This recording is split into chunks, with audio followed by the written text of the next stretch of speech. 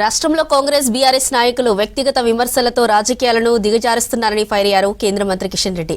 ఒకరిపై ఒకరు దూషణలతో ప్రజల సిగ్గుతో తలదించుకుంటున్నారని చెప్పారు. హైదరాబాద్ కాచిగూడలో మాజీ ప్రధాని అటల్ బిహారీ వాజ్పేయి 101వ జయంతి కార్యక్రమంలో పాల్గొన్నారు కేంద్ర మంత్రి కిషన్ రెడ్డి. వాజ్పేయి చిత్రపటానికి పూలమాల వేసి నివాళులర్పించారు.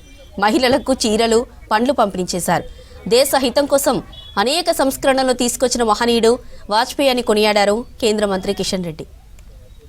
అనేక సేవలు అందించినటువంటి మహానుభావుడు అటల్ బిహారీ వాజ్పేయి గారు 3 సార్లు ప్రధానమంత్రిగా బాధ్యతలు చేపట్టి అనేక విషయాలలో దేశ హితం కోసం నిర్ణయాలు తీసుకున్నటువంటి మహానుభావుడు, అజాత శత్రువు, దేశ ఆర్థిక వ్యవస్థను గాడిలో పెట్టినటువంటి వ్యక్తి, మరి దేశంలో ఉగ్రవాదాన్ని అరికట్టడం కోసం కఠినమైన నిర్ణయాలు తీసుకున్నటువంటి వ్యక్తి. అలాంటి మహానుభావుడి యొక్క జన్మదిన ఉత్సవాలను దేశమంతా నిర్వహిస్తూ ఉన్నాము.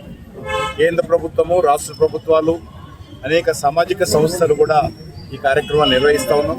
గత సంవత్సరం డిసెంబర్ 25 నుంచి ఈ 25 వరకు కూడా సంవత్సరం పాటు అనేక కార్యక్రమాలు మేము కేంద్ర ప్రభుత్వం తరఫున చేపట్టడం జరిగింది.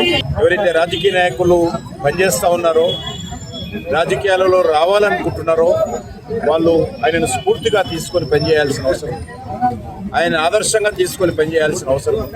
వాజ్పేయి గారు ఏ రోజు కూడా ఏ ఒక్క రాజకీయ ప్రత్యర్థిని పల్లెత్తు మాట అనకుండా సమస్య పైన నేను మాట్లాడేటువంటి వ్యక్తి.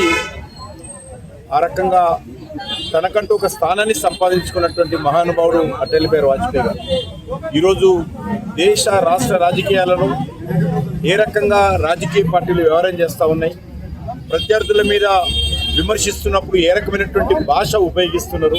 చాలా కీలకమైన పాత్ర. అంటే ప్రత్యర్థులను విమర్శించడమే, అవమానం చేయడమే, మరి పార్లమెంటరీ భాష వ్యతిరేకంగా అసభ్యమైనటువంటి భాషను ఉపయోగించడమే